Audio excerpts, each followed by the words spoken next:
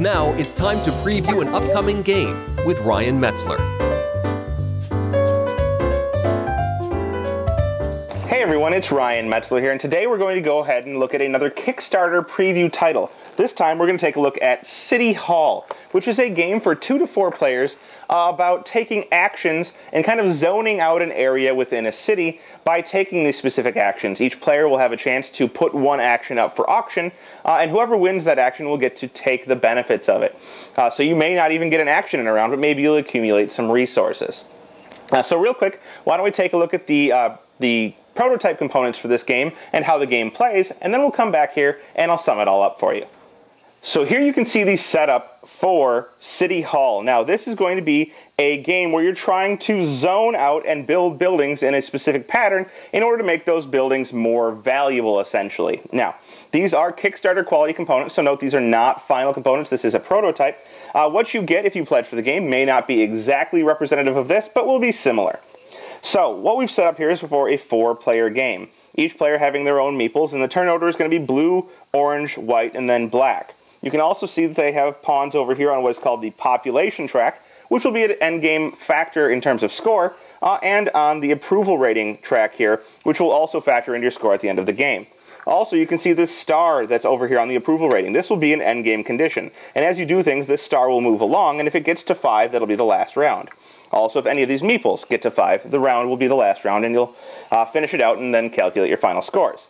Now, at the beginning of the game, each player is going to start with several things. First, they're going to have some money cards. You'll see they have 10 money here. They also have 3 influence, which is another type of currency that can be used in the game. And then they're going to start with 3 buildings. They'll start with 1 factory, which has a maximum star value of 1. They'll start with 1 house, which has a maximum star value of 5. And they start with 1 office building, with a maximum star value of 3. These star values will be important in a manner of earning points in some ways. So at the beginning of the game, they all start with these things. Each player has that.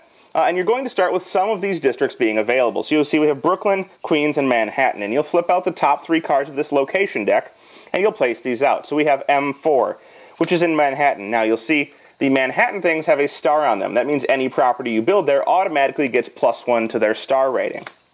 So that's a good position.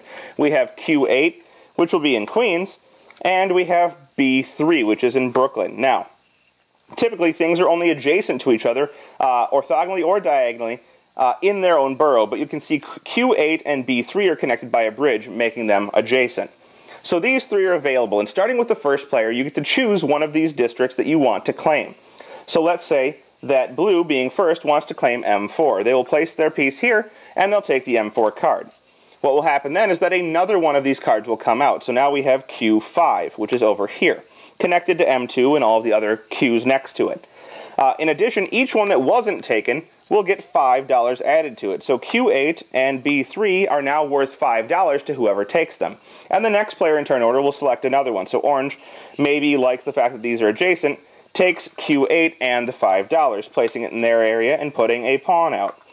The $5 goes to them, another one comes out, B6, and all of the remaining ones that weren't taken this round get $5. So this one here and this one here, now B3 is worth $10. And you keep doing this until each player gets 2 properties. I'll set that up and we'll come back and look at how the game plays.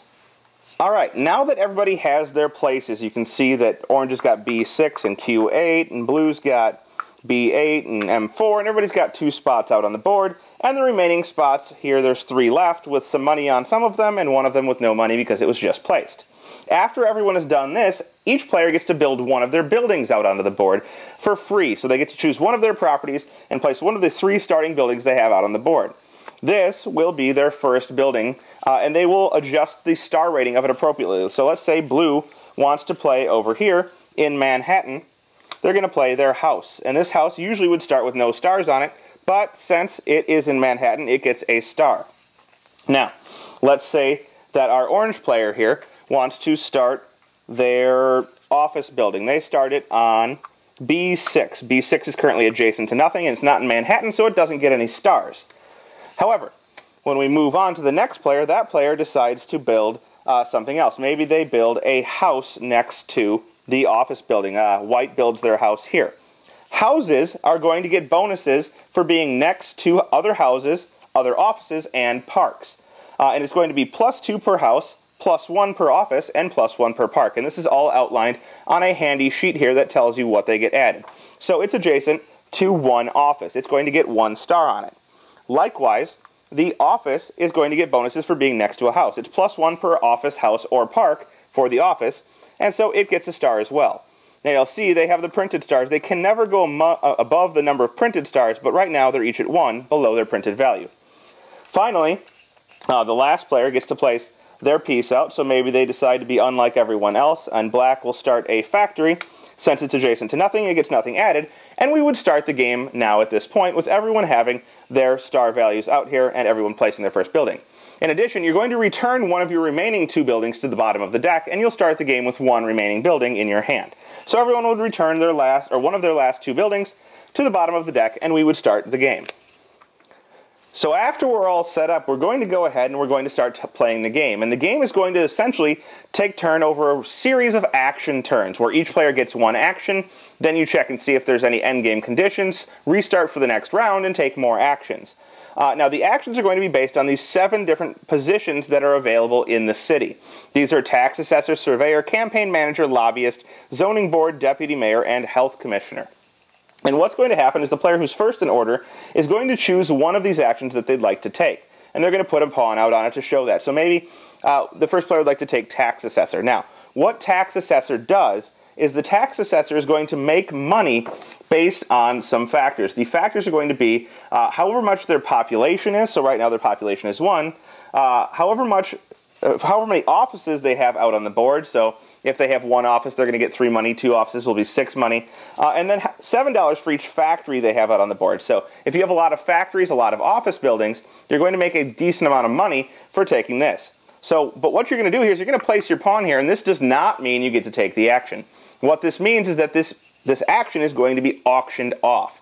Now, the way this works is that you're going to be bidding this influence. So you're going to want to try and collect influence during the game in order to bid on the positions that you want. And you'll start, and whoever is next to you in turn order is going to decide whether or not they want to bid influence for this position. They can bid as much influence as they have, whatever they want, and then it goes to the next player who can either bid or pass, the next player who can bid or pass until it comes back to you. And at that point, you have the choice of either accepting however much influence was the maximum bid, or choosing to pay an equal amount to that and take the action yourself. So if somebody bid 4, you could either take the 4, putting it into your own hand and giving you more influence for later, or you could pay 4 to the bank and take the action. And then you would get to take the tax assessor. But regardless, whoever wins would take the roll that was started on. So each player will have a chance to place on 1 roll. Now the rolls, as I said, are tax assessor, which will get you more money based on what buildings you have and what your current population is. You also have the surveyor. Now, when someone places on the surveyor, they are going to get an action right away. And this action basically just prepares you for taking it. So we'll say orange placed here.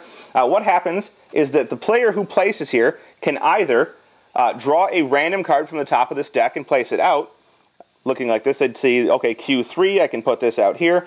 Or what they can do is they can pay 1 influence and they can go through and search out for a specific card, placing it out. So maybe orange is doing this, they want B5 to come out, or maybe they want, yeah, B5 looks good, so they'd search through and find B5 and put it out. But let's just say they didn't. They would put Q3 out, and then you would have the auction as normal. So white would start and coming back to orange, and orange could decide either to take the influence or not. After this happens, you have the choice of paying $20. You're going to have to pay $20 if you win, and you're going to buy one of these spots. Now, the money on it can count towards what you're paying, so if whoever won this, we'll say orange won it, wanted to buy Q4, they would take this $10, set it aside, and add $10 to it, and take this position. And they would put their meeple out here. Now, whoever wins it is going to place the thing out, and then each other place that wasn't bought, so Q3 and whatever position this is here, and M5 all get $5 added to them, and we'd continue on. The campaign manager spot is going to let you increase your approval rating. Now, this is important because when you increase your approval rating, it'll help for a multiplier for endgame scoring. You can improve it by, for $0, 1 level, so we'll say white won this. They can go up 1 level for nothing. For $10, they can go up 2, and for $30, they can go up 3 spots. So accumulating money to move up on approval rating will get you up there faster. The lobbyist position here is going to let you gain influence, which is equal to your approval rating. So if you've moved up a lot in terms of approval rating, You may want to take the lobbyist spot, which will get you influence to bid on other spots in the future. However, in addition to this, when you win this, you can also pay $10 to gain more influence, or you can trade influence you already have for $7 in case you're short on money.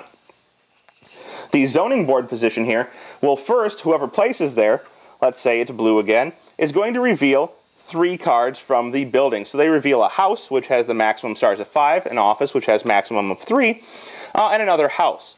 And so these are the buildings that are going to be currently available. Now, just to show you real quick, there is a park building which does not have any star value, but will increase the star value of anything next to it and increase your approval rating when you play it out.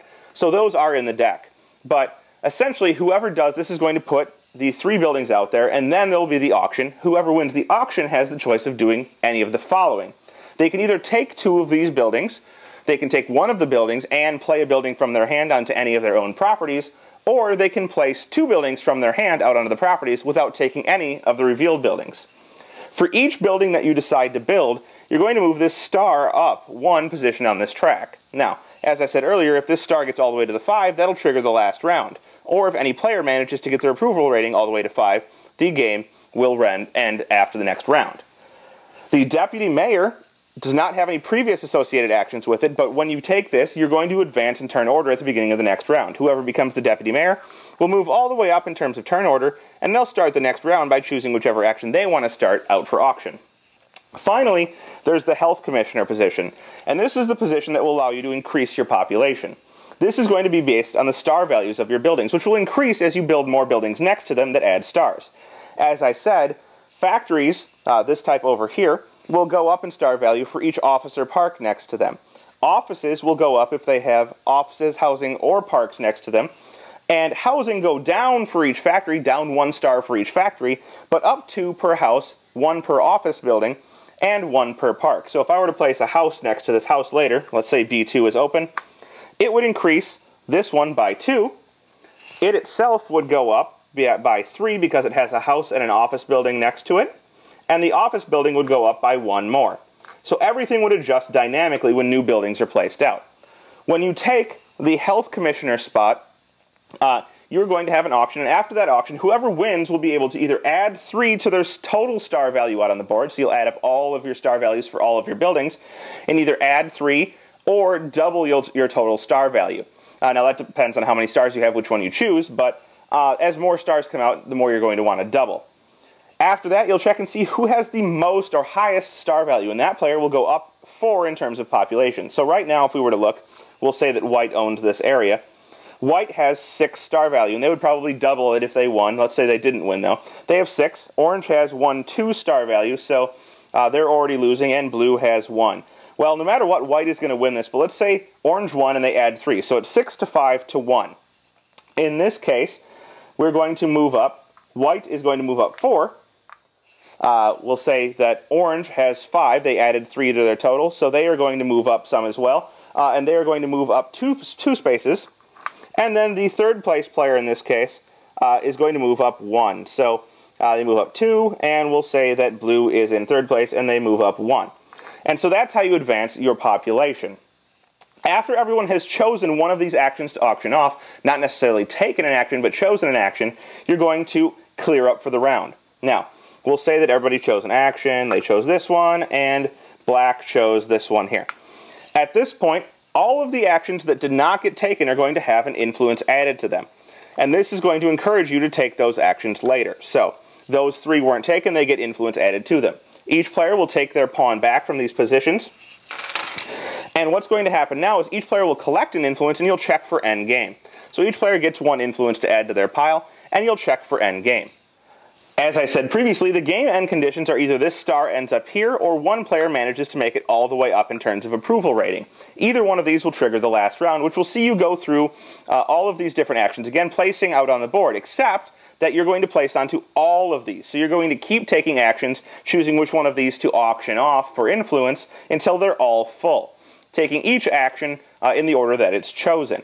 At this point, you will go ahead and run the health commissioner position one more time, but no one will get the bonus of either 3 stars or doubling, so you'll just check and see who has the best star value on the board and adjust their population again. At the end of the game, the score for each player is going to be their position on this approval rating track times whatever their population is, and then you're going to get bonus points for certain things you can do throughout the game. So you'll see here that there's 10 bonus points for having the most factories on the board. There's some for having the most housing. The lowest on the approval track will actually get 10 bonus points, so whoever's got the lowest approval will get some bonus points. Most offices, most land, most parks. Whoever controls the deputy mayor, so whoever's first player at that time, the most money, the most influence, and we're back to the start. So there's several of these that can earn you bonus points at the end, depending on which areas you best focused in. After you add the 10 for each one of those that you get, plus your approval rating multiplied by your population, whoever has the most points will be the winner. So there you have it. That is City Hall, a Kickstarter game up by Michael Keller and Visible Hand Games, currently up and available for pledging. The game is pretty easy to follow. Although there are those seven different actions, and you may or may not get to take them, you're always going to have options. You're always going to know what's going on, and it's clearly lined out in the player aid, so even if you have any questions, you can check them. It doesn't seem like any of the actions are overpowered. There's always a use for each of the actions, whether it be getting more spaces to build on or building more buildings.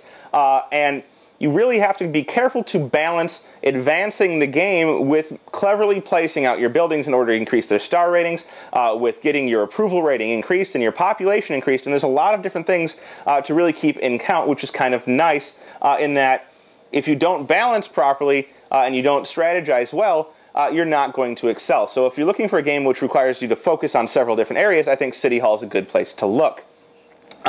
The game, as I said, is not overly complex in how it's executed, so it's somewhat simple in that nature. You can learn it easily, but I think mastering it will be a little bit more of a challenge. So if this sounds interesting to you, check out City Hall on Kickstarter by Visible Hand Games.